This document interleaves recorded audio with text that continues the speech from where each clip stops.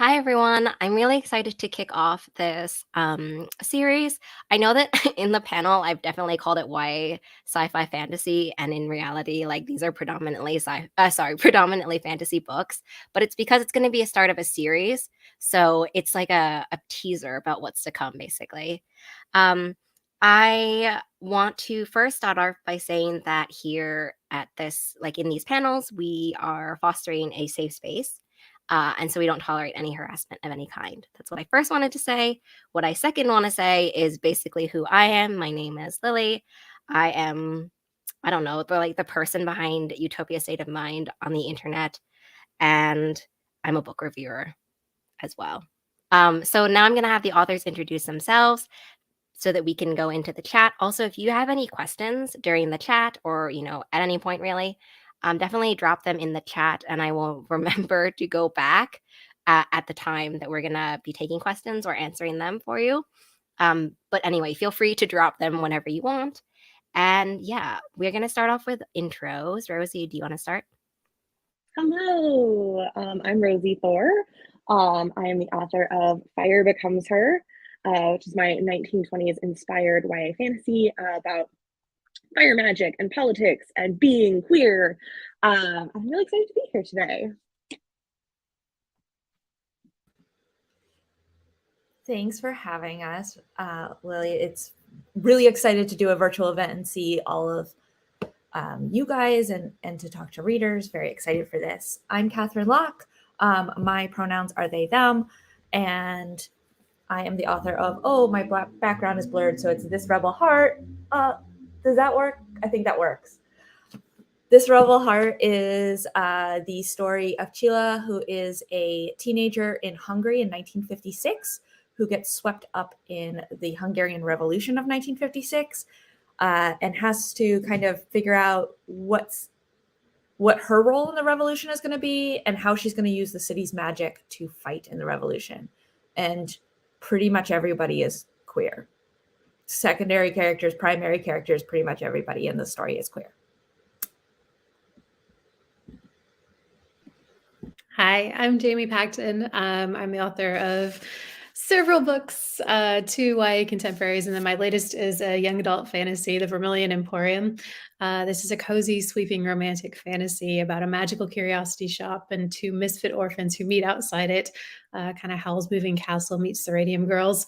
It has our main character, Quinta, is sort of a chaotic bi mess. And then it's got queer side characters. And then I've got 2 actually sapphic books coming out in 2024, one of them co-written with Becca. So I feel like it's just getting queerer as we go forward. Yeah, that's me. And thank you, Lily, for having us. It's just getting queerer as we go forward is like an excellent summary of everybody's character arcs. Hi, I'm Becca Potus. I am the author of From Dust a Flame, which is a YA Jewish contemporary fantasy, but one that has scenes and timelines that stretch back through 3 generations to Prague on the eve of World War II, and is kind of a reckoning of the inheritance of being a Jewish person in contemporary America. And also pretty much everybody is gay. So that's me.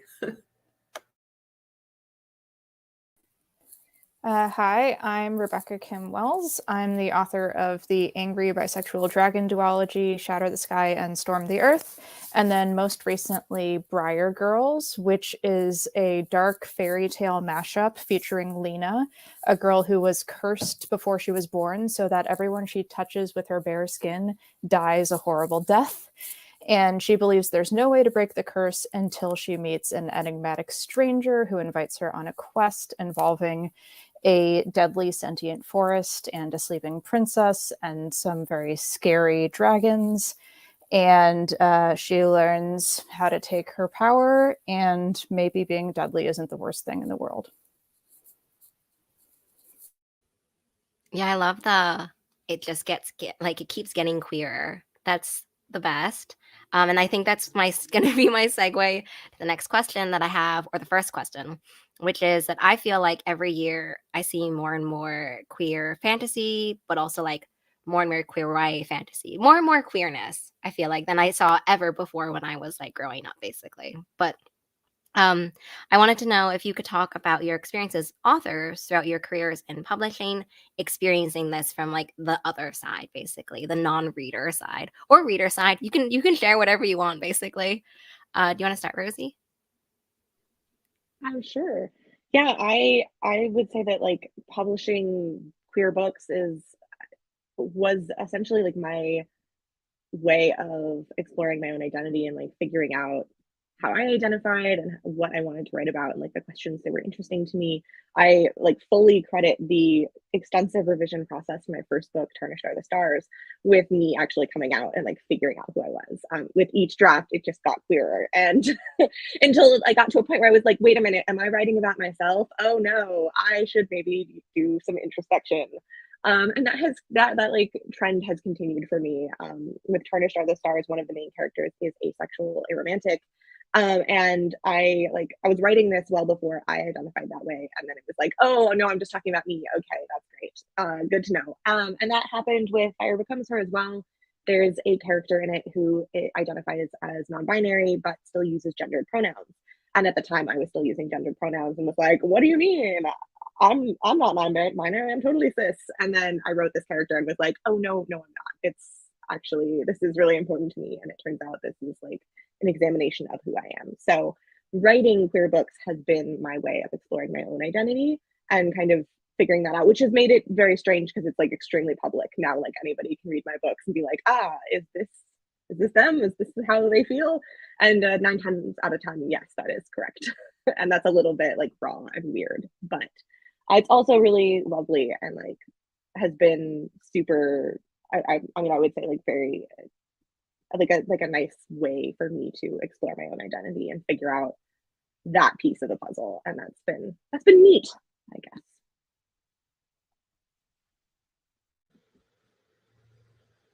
I'll jump in. I think that one of the things that's been neat to see is maybe I started publishing. I'm doing math right now, 8 years ago. And back then, which feels weird to say about only 8 years ago, but it feels like a very, very different time in publishing. There was this idea that queerness was an issue. And so you couldn't have too many issues. So if you had a character who had mental health issues and she had, some relationship issues and stuff, adding queerness was like, oh, that's so much. Readers can't handle that. And that was the feedback that a lot of us got from publishing was this is an issue. And now you have too many issues. And there's no reader out there who has relationship issues and mental health issues and queer, which is funny. But that like there was this idea that you couldn't have like an autistic character and that autistic character be queer. Like it could be one or the other. And that's really changed. So I think like the biggest change that I've seen is that on the whole, I wouldn't say that this is necessarily everybody's experience, but on the whole, editors and marketing teams and sales teams are treating queerness less like an issue. In some ways, they're treating it a little too much like a marketing angle that they can leverage that gets a little frustrating, but I'm glad to see that there's been an evolution away from treating queerness as like an issue. So we're seeing, and I think that's why you're seeing less issue queerness books and more queerness is built into world building and queerness is built into how it's part of these characters' identities and how they live, but it is not like the central focus of the book. So I think that that's been the best and most interesting evolution I've seen over the last decade. Yeah. Oh, sorry, Becca, did you want to go? Well, I was going to talk about you. I could give my little publishing spiel and then segue into your experience, Okay. or we could go the other way, whichever. You start, and then I'll go next. For those watching who don't know this, Becca is an amazing author, and she's also an agent, and she is my agent. So we'll talk about that a little bit. Yeah, because I feel like Rebecca's book is one that I cite whenever I talk about like the evolution of queer YA and queer science fiction fantasy in particular. But yeah, just to go off of what Katie was talking about when they were talking about like the evolution of queer books away from just like specifically issue books. I feel like it's really interesting from the agenting side. I've been, selling and attempting to sell queer books since like 2012-ish. And I've seen sort of this cycle of when you have a book, like any marginalized identity, basically, when you're talking about, queer books in this instance, it's kind of like you can trace its evolution by which genres folks are kind of allowed and encouraged to write in, which is weird to say, but I think it always starts out with like contemporary issue books. And for queer stories, it was a lot of like coming out books, which is not wrong. We need coming out books, but that was like kind of the queer story that you were allowed to tell for a while. It started with like contemporary queer books about coming out specifically or being outed specifically and dealing with that.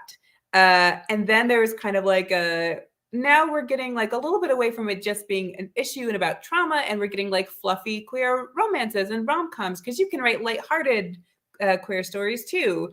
And then it started to sort of get into like the fantasy and sci-fi space, but still like, oh, we're all in space, but like one of us is queer. And then it kind of started to like circle back around a little bit into sci-fi and fantasy books, but that were able to like deal with queer trauma again in interesting and new ways. Like that's how we get to like Hell Followed With Us, for instance. And so it's like an arc that like is kind of a circle, but it is really interesting to like trace the path of, again, like what books publishers are willing to accept and put on shelves, and like how that door sort of gets wedged open book by book until you get this path to all this amazing queer SFF that's coming out these days. And it's been really rewarding, sometimes very frustrating to see the slow arc of it, but it's been really rewarding to watch it also like get, intersectionality is allowed a lot more than it was at the start, and just sort of be able to trace that path has been pretty cool. Well, now I'm curious about what you tell other people about my books. No, I tell people about our experience subbing your books. Yeah. So Briar Girls is my third published book, but it was actually the first book that I wrote. It's the book that I signed with Becca on as my agent. And that was in 2015. And that went on submission to publishers in 2015. And it did not sell anywhere, obviously, at that time. And there were reasonable reasons for this. I mean, it was only the second book I had written. I didn't know a lot about, how to construct a book. I knew it could be better, but I didn't know quite how. But later on, actually, I think after I had sold Shatter the Sky, which became my first published book, Becca actually told me that some of the rejections that we got for that were like, I liked this, but I'm not really sure if the world is ready for the queer relationship in this book. And I'm really glad that you didn't tell me that at the time, because that would have crushed me a little bit in terms of what I felt like I could write and what could be out there in the world. But it is one of those evolutions where that was in 2015. And then by the time we sold Shatter the Sky in 2018, my editor was all on board for that. There was no hesitation whatsoever. And then when we finished the duology, we were talking about what do we want to write next. And I was like, well, I'm not ready to let Briar Girls go. I still believe in it. I think it could be a book. And we sold it to my same editor in 2020. And you can just see in my individual journey, the path that Becca's talking about, like generally speaking, it was like, we're maybe not ready for this. And then 5 years later, we are ready for this. So disheartening, but happy to be here now. Well, I'll just jump in and kind of bridge several of these conversations because a lot of what you all have said has been great. Yeah, I do think there's certain books that like the publishing industry evolves and then it's time for your book. I have a couple of those in the drawer that maybe will find their way out. I don't know. Like Rosie, I would say that I have had to negotiate talking about my own experience and what I'm willing to share about like because I feel like I've always been kind of quietly queer. Like I don't, I mean, I am in a straight presenting relationship, but it's not like that. That is nothing to reduce. And there's lots of great conversations about that happening. Lots of people doing work about when we should be forced to talk about it and how to do that on our own terms. And so I think that's an interesting side conversation as an author, because I think I was telling some of you this, like there's this constant push to, feel like we turn into a commercial for our book once a book comes out. And that is an exhausting experience as an artist or a writer. I'm currently on deadline and I'm just making words and I'm not making promo. And I'm like, oh, great. I love this. This is lovely. So I think about that side of it a lot, so what we're willing to share, and then also how our identities can evolve as we're writing these books and as we're talking about it more freely. I wish there were books like this out when I was a teen. I would have understood so much more about young Jamie and her desire to kiss girls.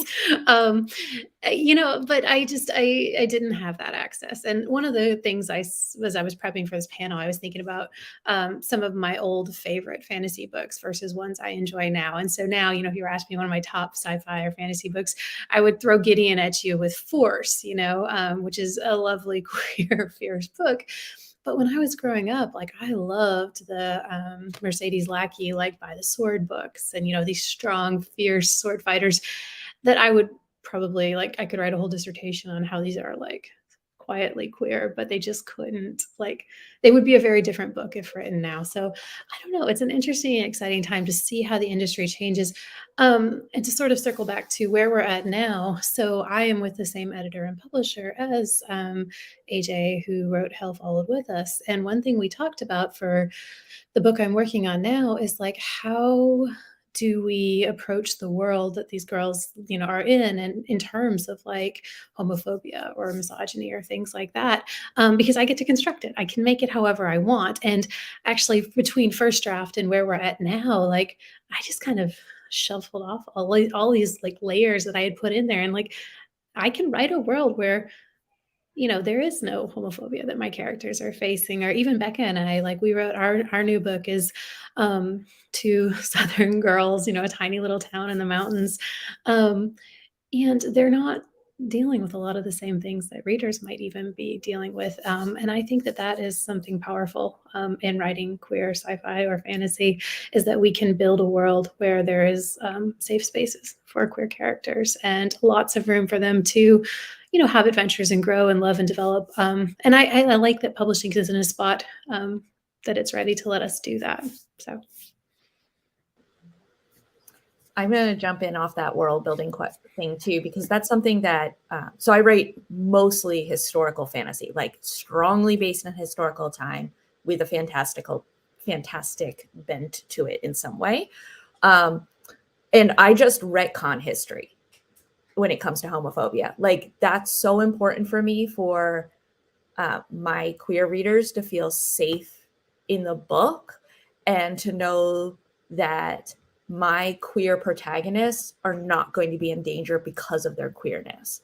And so I just retcon history. So in The Spy with the Red Balloon, which was my second YA, my editor flagged it at one point. She was like, I realize in this world of the 1940s, there's no homophobia, but question about this. So there was one character in that book who says one thing homophobic, and then it's shut down. So and in This Rebel Heart, there's a character who is never on page, but is clearly killed in a state trial, executed in part because of his homosexuality. But the core characters are never homophobic. They're never experiencing that directly. And the immediate circle around them is also safe. So there might be a broader world that has like hints of something, but I think of my characters in concentric circles, and I really try to insulate my queer protagonist from any homophobia that might have existed in 1956 Hungary, which was a lot. But I try to insulate them from that, because I think that that's really important. So even if people are writing, I encourage them, like, you don't have to stay strictly true to history if you're writing historical fantasy. You're already adding magic. Like you've already deviated from history, right? So you should feel comfortable deviating in other ways, including, you know, not using slurs and using terms for races that we would use nowadays and not in the 1940s.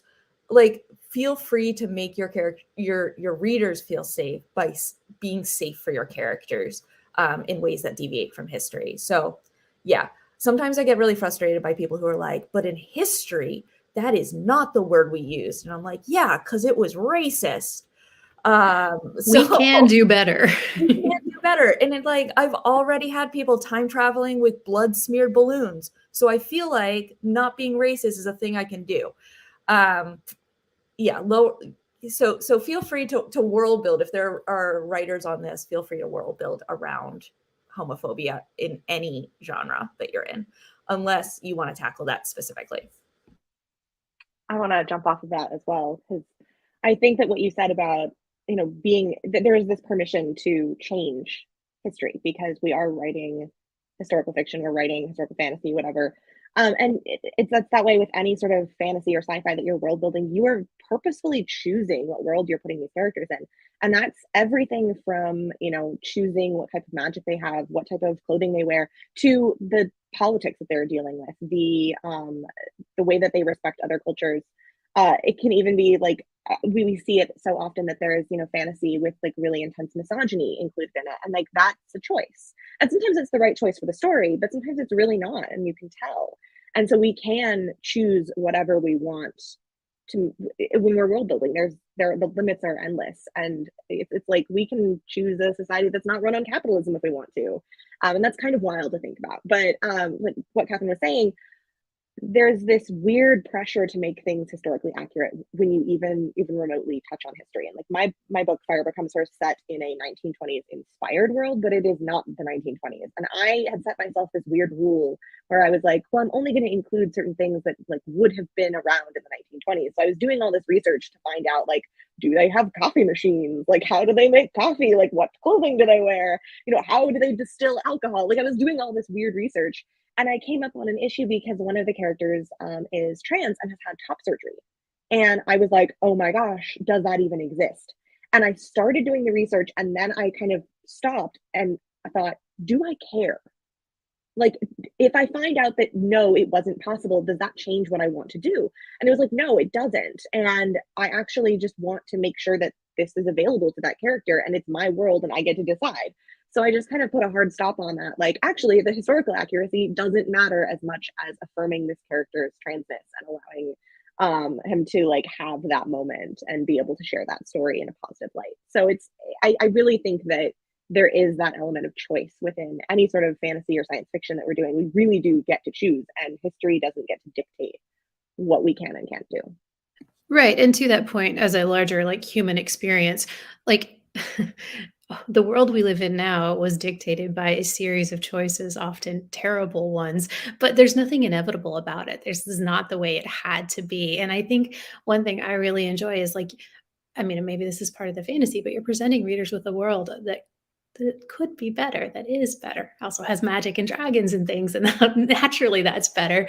But like, I think about that a lot as I'm world building, is like, what do we get to pick and choose? And you just give yourself permission to make choices for all of it. Like, there's nothing that says you have to adhere to any of it. And like, as you were saying, like, imagine a world that's not capitalist. Like the Psalm for the Wild Built world is completely like, she has an entire non-capitalist system for, everything. And it's elegant and simple and lovely, and it makes sense. And so I think that's what we are allowed to do in these spaces, which is grand.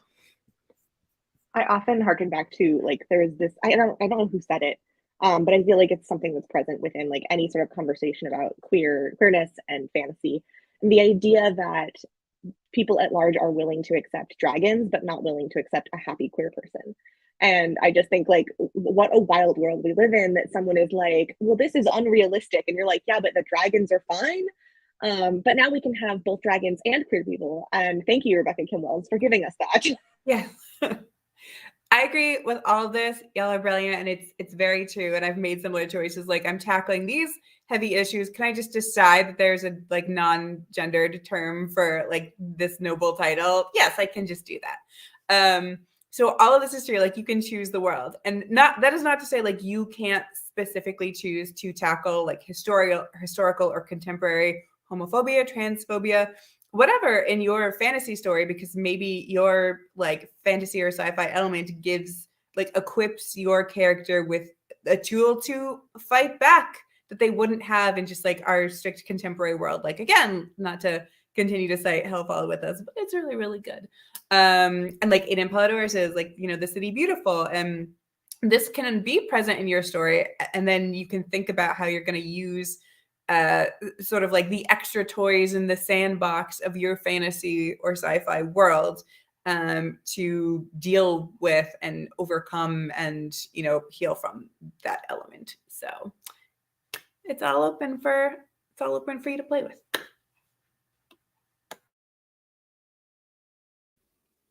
Because we already chatted a little bit about historical fiction, historical fantasy, I just want to wrap up that that conversation because, as Rosie mentioned, Fire Becomes Her and This Rebel Heart are featuring both like historical fantasy and historical influence settings. And so I wanted to know about the inspirations for these settings, and then as a subset to my question, if you can recommend others like in this kind of subgenre? I don't know what like the proper term for it, but you know, like these other mishmashes that you would recommend. I can go first. This Rebel Heart, the Hungarian Revolution of 1956 was real. I was off looking for my next book. I knew I wanted it to be set in Eastern Europe. I knew I wanted it somewhere between 1945 and 1988. So I was looking for stories there, and I stumbled on This Rebel Heart, or the Hungarian Revolution, and I was really struck by a couple of things. One, it was my foster cat, he's a lot. It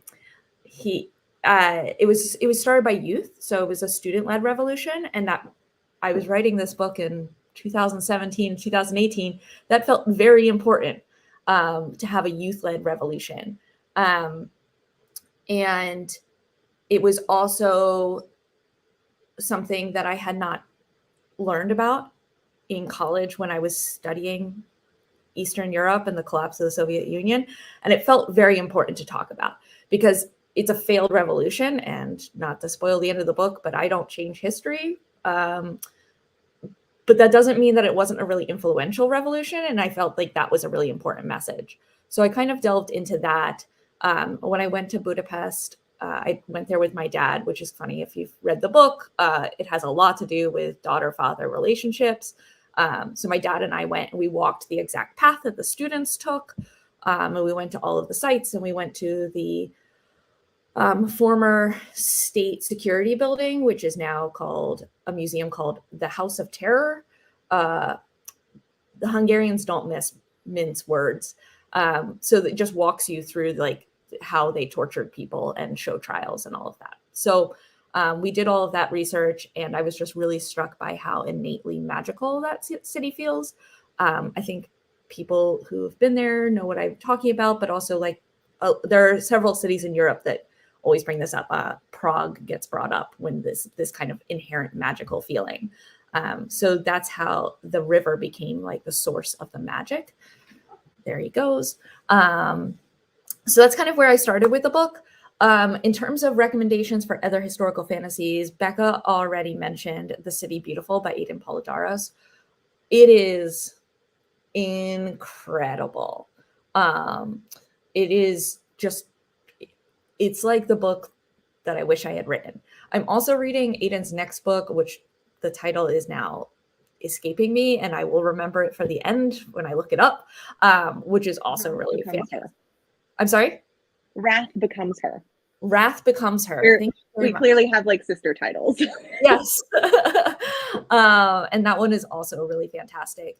I'd also be very remiss if I did not mention Becca Potus's book, because from Dust to Flame and This Rebel Heart are like sister books that we wrote alongside each other, not knowing what the other person was writing, but they have some like eerie parallels, down to the golem and down to like how people receive information from older generations, the baking of challah and flour and writing Hebrew, and there are just a lot of strange, interesting interactions between our books. So I would also recommend Becca's book.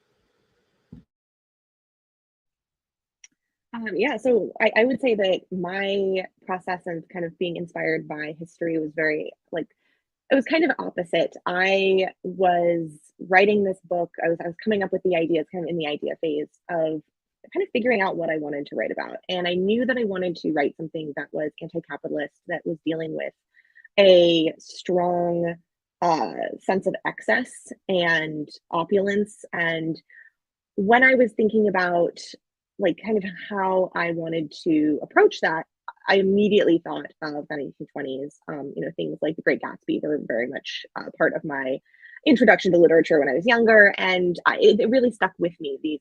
These ideas of this like painted on excess that is a means of communication essentially for the upper class, and how kind of simultaneously empowering and like deeply gross it made me feel.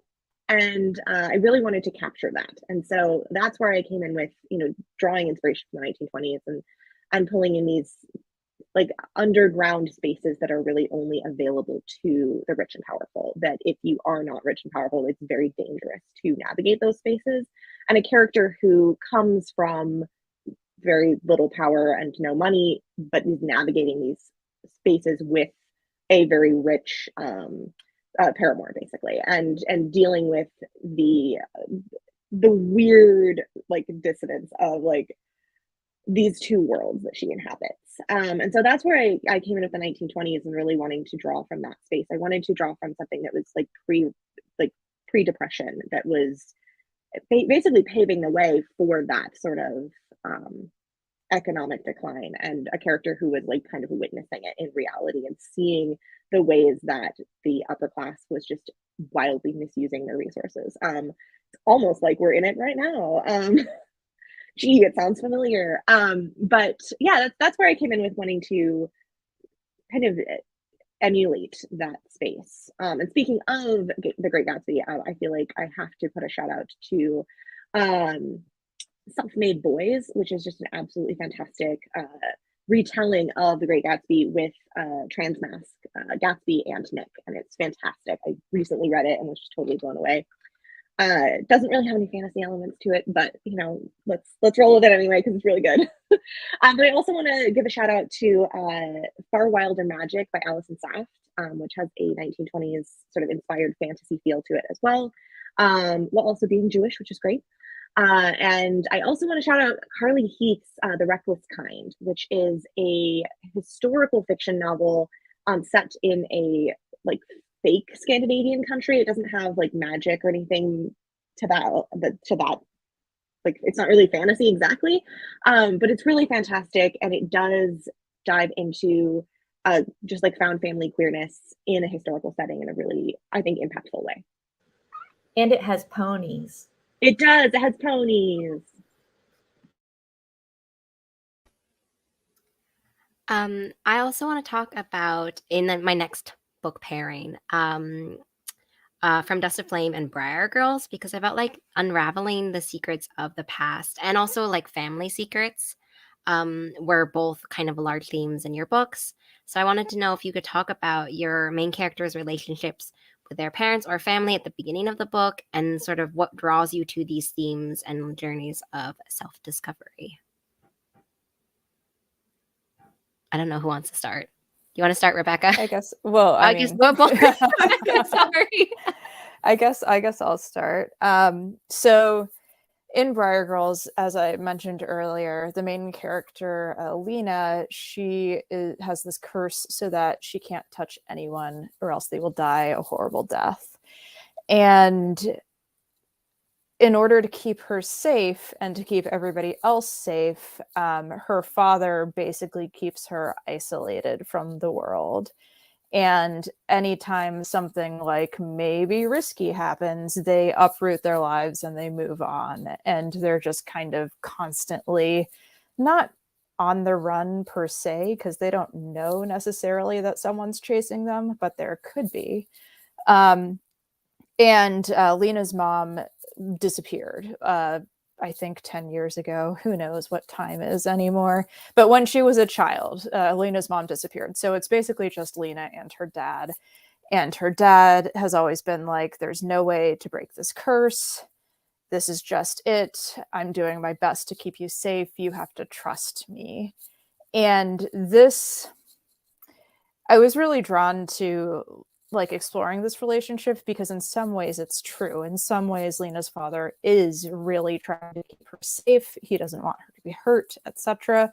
At the same time, there are a lot of things that he's not telling her about the curse, about the past, about who may or may not be chasing them, about even Lena's mother's disappearance.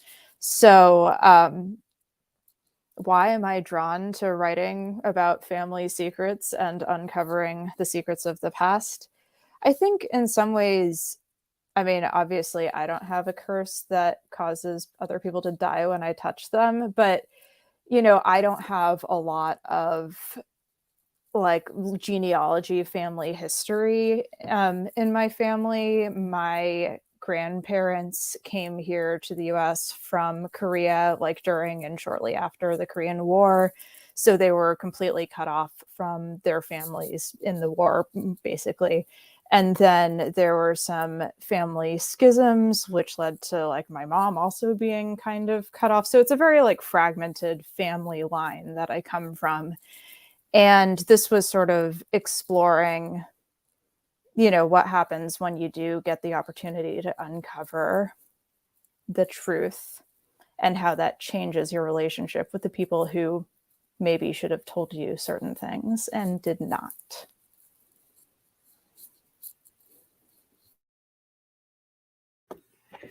Yeah, I guess I never thought about how much our books have in common, even though yours is like second world fantasy and mine is contemporary fantasy. So From Dust to Flame does take place like the majority of it in the present, but there are also a lot of sections from the perspective of Hannah, my main character's mother, in the 1990s in the little community, which like forced me to realize how much closer I was to the age of my main character's mother than to my main character. And that's fine. There was no resulting panic spiral. And then some sections take place in, again, Prague on the eve of World War II. And Hannah, a lot like Lena in Briar Girls, but with her mother, they grew up kind of like isolated in their family with her brother, unaware of like relatives on her mother's side, just beyond her mother or where they came from, and discovers on the eve of her own 17th birthday that she's Jewish, that her mother was raised Jewish. And through that, and also fantastical happenings like growing bat wings and things like that. I'm not explaining it very well, but through a series of magical transformations, comes to discover this extended Jewish family that she never knew she had. And again, this history stretching back. And I think, you know, something I was thinking about when Rosie and Katie were talking about historical fantasy is how like beautiful historical or historical inspired stories are, because it makes us take a look at the ways that the past communicates with the present. And like in Katie's book, I always think about the fact that while the revolution ends the way it ends, it communicates to us that like just because a revolution failed doesn't mean it didn't matter. And so you kind of have to take this closer look at all of these things that happened in the past, all of these things that shaped the course of events for your family, for present day history. And Hannah, my main character, gets the opportunity to do that by learning about her family, learning about her own heritage, which like I grew up firmly rooted in the Jewish community. So I never had to grapple with like, what does this mean to me and my family and where we came from? Because I knew all of that, but it's all secrets that Hannah is sort of uncovering and wading through, to figure out what happened then, what happened in Prague in the 1930s, what happened to her mother in 1990s America. How did that shape her into the person that she is? How did it inform their relationships? And what is she going to do now with this like big inheritance of history and culture and religion and also intergenerational trauma? Because that's a large part of the inheritance of growing up as like a marginalized person, in any community, even part of the queer experience. We're talking about like found family and things like that. So I think it was really cool for me to write a book about a character, like unraveling the past, unraveling these secrets, and figuring out what it all meant for her in a way that I never like deeply had to question for myself. But it kind of informed like my relationship with my history and my culture and my religion and everything like that. So that was a really rambling answer, but there's a lot of stuff involved in the process of writing the book. And it's all really interesting. I can't believe that our books are totally opposite and yet also identical. Yeah. When you like, when you get like you can pitch two books, and if you just pitch them from the right angle in the same two sentences, then they're the same book. But then you look at the greater content, and it's like, no, they're completely different books. But yeah, if you focus on like the core of the story, they're the same story basically. Yeah, I love what you said about the past informing the present, because I feel like in all of your books, I feel like in some ways it's sort of directly or indirectly chatting about that. Like I think especially parental relationships are something I'm finding, going off on a complete tangent right now, right? But something that I'm finding a lot about like parental relationships, this like journey to finding out like the person behind those figures, right? Like these things, these experiences, memories, all of the the life behind someone that is close to us. And I think that that's such like a universal thing to be discovering, like the idea that these people that you're surrounded by in any context really have all of these hidden depths that you like don't really think about until you do think about it, and then you're kind of feel a little bit like you're rocked to your core kind of. That's such a part of like the YA book experience, and also the experience of like being an older person confronting the possibility and the prospect of like going out into the world by yourself, is the realization that for good or for ill, your parents are people. And like, what are you going to do with that information? And how are you going to, use it to reflect upon yourself? I literally just wrote a sentence like that into The Absinthe Underground. It's like she had that shocking realization that her mother had actually been a human being before having her, like. And I feel like your book, Jamie, also is delving a lot into the relationship between parental figures and like what they might be hiding / trying to communicate, maybe poorly or well, depending on the situation, with your character. I realize that's not actually a question that I had prepared, but it is a question that is coming up clearly right now. No, I was thinking I take notes on all of these things, and because I'm forever a student. I was thinking about that as you all were talking. Yeah, my whole book is like tied to secrets, and Quinta, our main character, is just haunted by her mother's legacy and this like sense that she has to live up to it, which I think is something, at least I know I've grappled with in terms of parental expectations. But then when you really start to think about legacy, like on backwards, which I think about a lot, it's tremendous, but yeah, there's definitely secrets and hidden knowledge. And as those things, like one of my favorite parts of being a writer is figuring out how to have one character have secrets and then the other one not know them, and the dramatic tension that automatically produces, but then also like how to reveal like a secret to a character, a letter from the past or something like that. And It's all very exciting. I really, really, really like historical stuff. I'm just going to take us on a little journey here. I was in the Italian deli this morning here in Madison, because that's where we go on Sunday mornings. And there's all these pictures along the wall, like, Italian deli style from like 60, 70 years ago. And I was just looking at them and just thinking about like all those lives in this little building that's this repository of generations of, ambition and sandwiches and things like that. And like as a storyteller, it's irresistible, right? Like literally irresistible not to look for the stories in such things. And so, yeah, Catherine, I'm going to be thinking about that, like that museum all day now, because that's so. The only time I've interacted with that revolution was in The Company, that mini series. There's a whole little section on Hungary, and anyways, back to my book. Well, I don't know. There was an answer buried in that, I think. Sorry. Can I just say really quickly that describing a deli as a repository of generations worth of ambitions and sandwiches is fucking brilliant. It's so cool. Cheers. I know. I saw all of our writerly brains go, love that. Like, Yeah. Let's take a note, right? I feel like there's definitely like a magic deli book that could exist. I listened to Lily, from your lips to publishing's ears. Yes. Right. I feel like every time I talk to Becca, I come up with a book idea based on a Jewish deli. I don't know why, but like every time we're in the same space, it always comes up. We have our deli set cozy Jewish mystery series to write someday. Innocent until proven gefilte. There's nothing I can say that's better than that. That's perfect.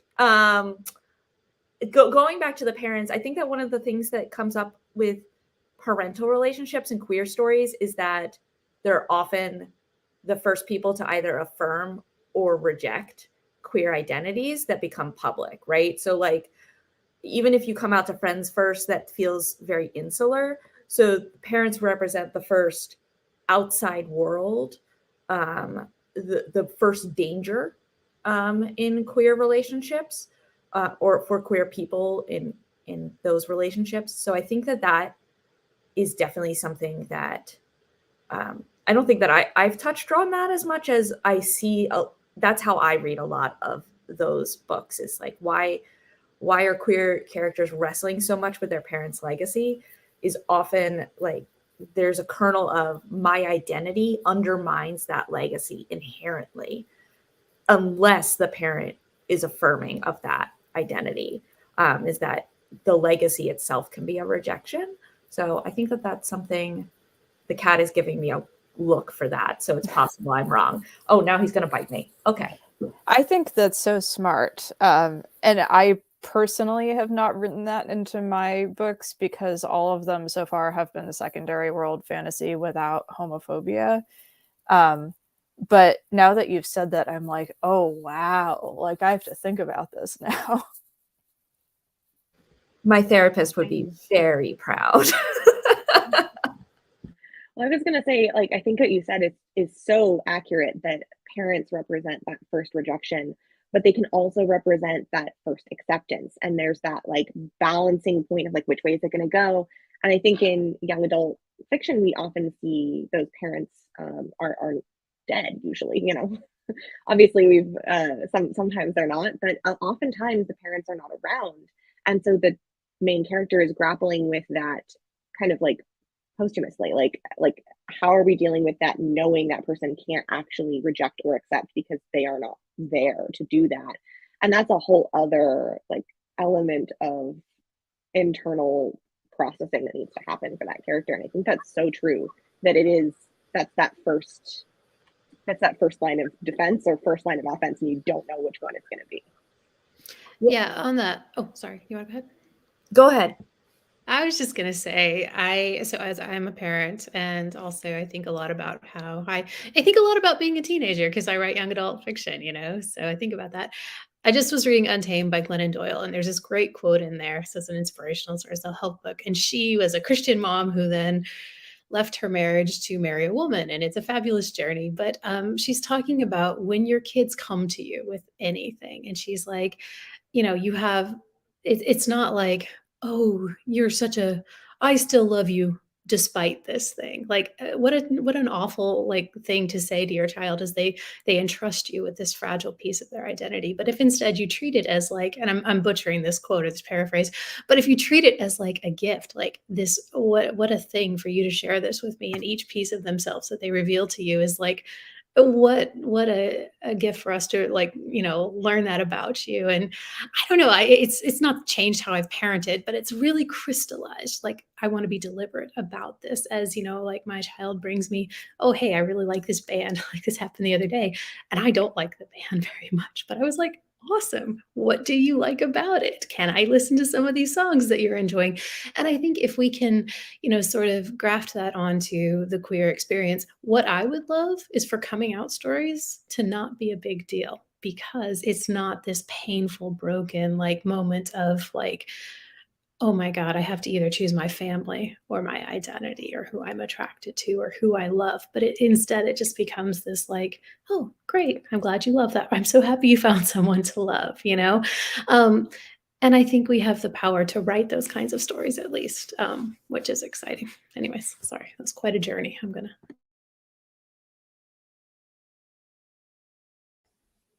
Yeah, I'm currently reading a bunch of like queer middle grade books, and they're all kind of like soothing my soul a little bit because they're all kind of like things like that.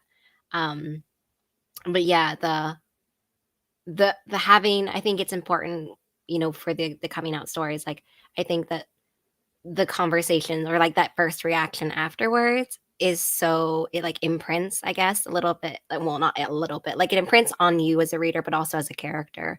And I think that the framing of that is so crucial. Um, and these, yeah, the middle grade stories are certainly like hitting the nail on the head there. But yeah, I don't know what I was going to say with that. Honestly, I was I was just sharing that I am enjoying it. I think that the pulling together a couple of threads here about like parents being people, and also like parents being the first affirmer or rejector.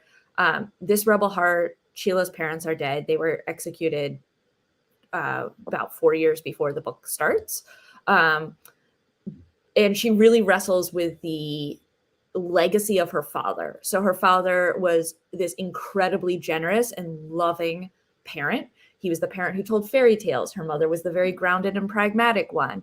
He is also one of the architects of the state security system that tortured people and hurt people and broke apart other families. And so she really struggles with those two different fathers, the one that was in his public life and the person he was to her. And then during the course of the book, she receives his journals that he kept.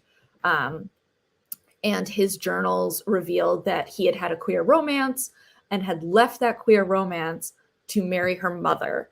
And that his lover is somebody who she interacts with on a regular basis. And so those queer relationships open up to her.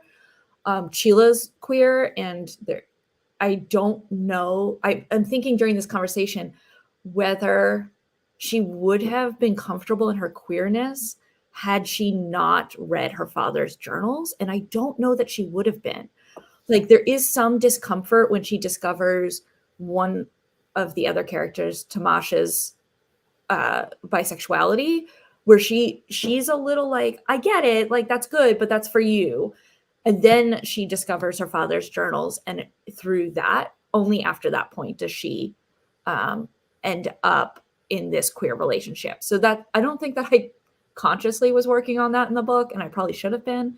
But that's really it's very interesting to think that yes, her parent is dead, but also her parent affirms her queerness through his queerness unintentionally through his journals.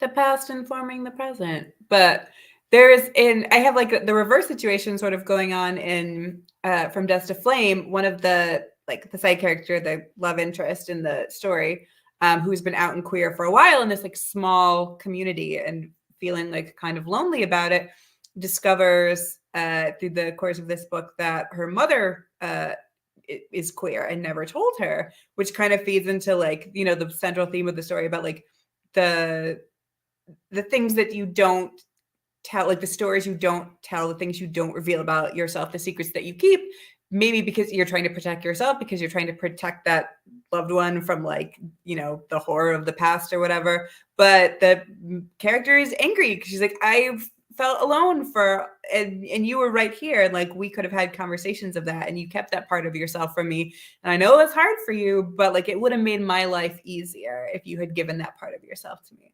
So that's, yeah, another facet of like the same conversation, I guess.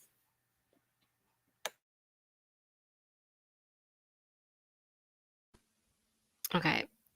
I'm just too engrossed in like listening, so I've totally forgotten like what question I wanted to ask next.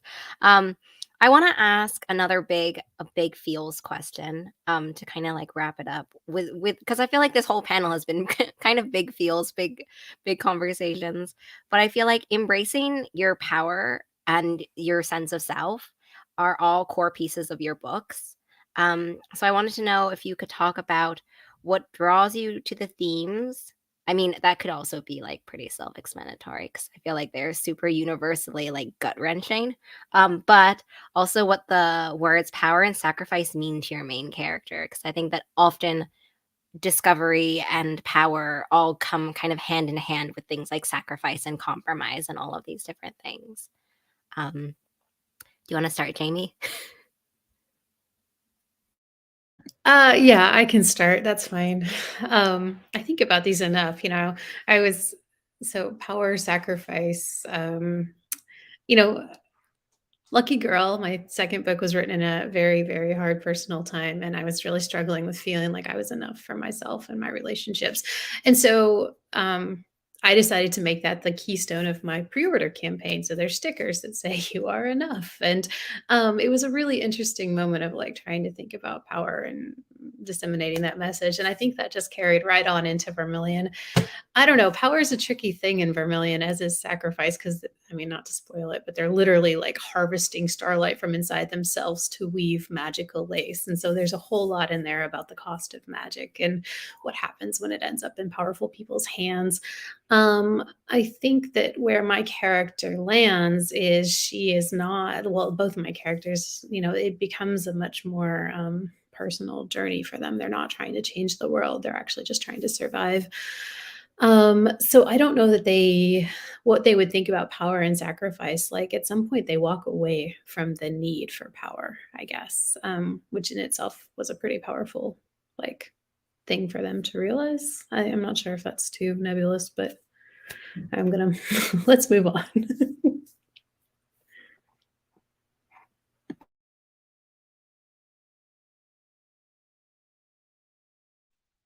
Like they're playing chicken. You can go first, Rosie. Oh, okay. Well, I think that power and sacrifice in Fire Becomes Her, they're very intimately entwined for Ingrid, main character.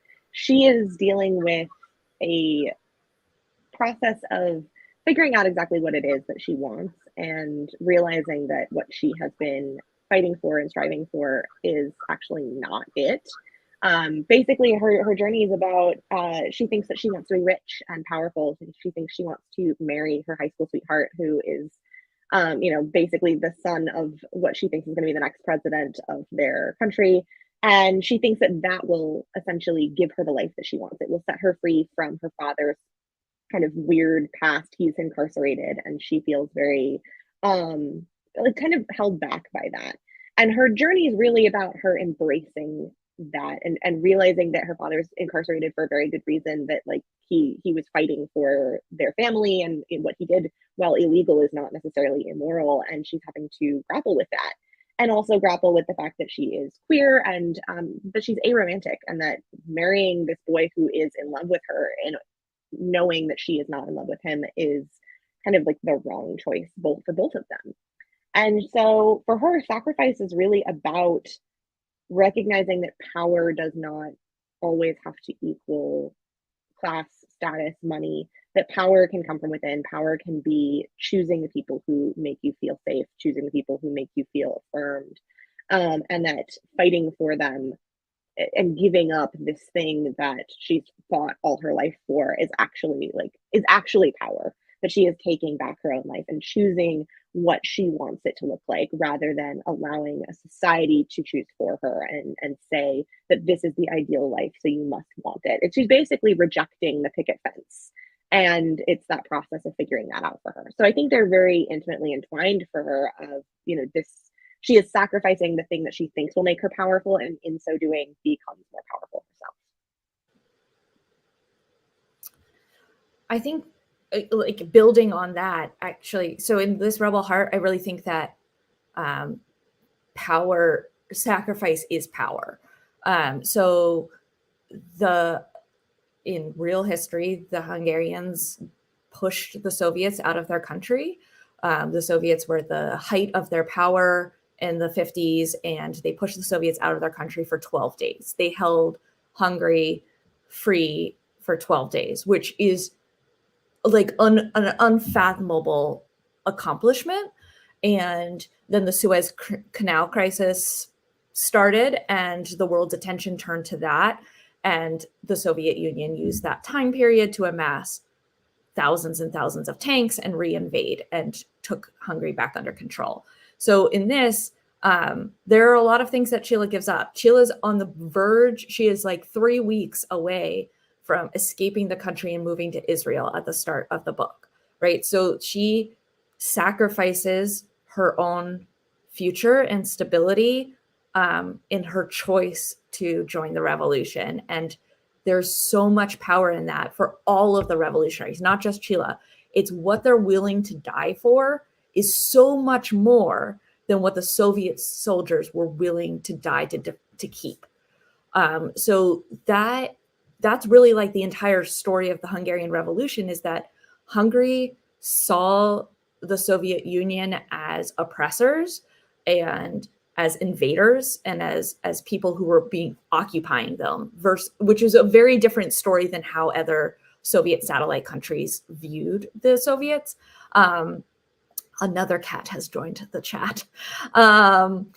So it's a very different experience, because Hungary had allied itself with Nazi Germany. So they had been invaded by Russia during the war, and then Russia stayed. So how Hungary viewed the Soviet Union was very, very different, and it was very complicated. But the oppressed are always willing to sacrifice more than the oppressor. And that happens. That is a universal statement. The oppressed are always willing to fight harder and to lose more than the oppressor is. And that is really the story of Sheila and all the other revolutionaries in this book, is that their willingness to die and their willingness to give up their own lives and their own stability and their own safety is what grants them the power against this empire.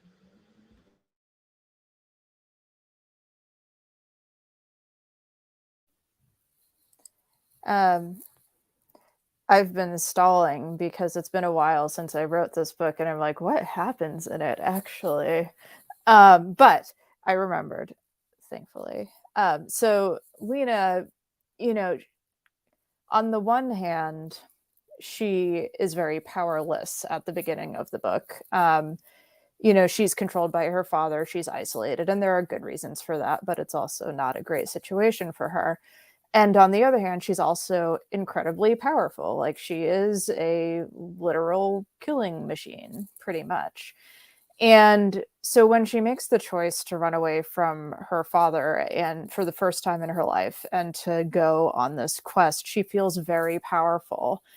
And that unfortunately comes with a catch, which is, not to be super spoilery, but she discovers, in the book, that it's not really her power, that what she is kind of a tool for someone else. And it's at that moment that she has to sort of decide, well, what matters to me more, like freedom or power? And there are a couple different situations in the book where other people also, want to use her. Why wouldn't you want to have like a killing machine at your beck and call, really, when you think about it? And so her quest ultimately is not for pure power, but for the freedom to decide what to do with it. And I think she gets there. She does pretty well. Her wonderful queer relationships help her out a lot, because another thing that's going on in the book is very much like found family and how do you build your own connections when you've never been given the opportunity to in your life before.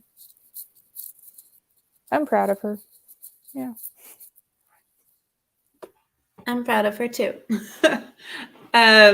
Yeah, I had to think about this one because I guess I've never thought a lot about like power and sacrifice as it applies to From Dust to Flame. But I think the element of sacrifice that does come in is like parents sacrificing for their children in order to like secure them a better life, a better, a stronger future. Like Hannah's great grandparents, spent basically like their resources and finances to get Hannah's grandmother out of Prague, and is like the only surviving member of her family, which is a thing that happened a lot. And when Hannah's grandmother came to this country carrying like both the burden of like knowing what had happened and of her loss, and also like the burden of an actual like cursed object that, spoiler alert, comes into play later on. Like kind of the sacrifice she makes for her family is living, like carrying that alone, like not talking about what happened in Prague, not talking about the years without her family, like completely alone in the world, like keeping like this cursed object like very hidden and very secret, and sort of like bearing that alone so that her family doesn't have to, or so her children don't have to. But of course it comes back up and influences Hannah's mother's life, and then Hannah's mother, through like this terrible thing that happened in her past, sacrifices the chance of like stability and connection and like staying immersed in this family that she had struggled with but which she did love, in order to keep Hannah safe. And so like there are sacrifices that each generation is making to grant like their children whatever their idea of like safety is, like peace of mind, actual physical safety or whatever.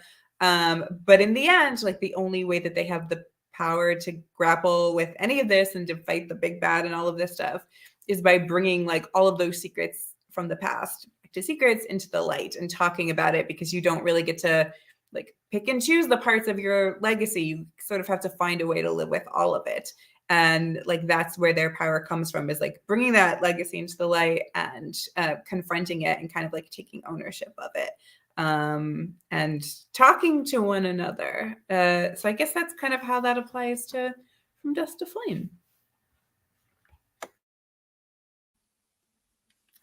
Well, thank you all so much for this wonderful chat. I love that we were all like in the big feels for this chat.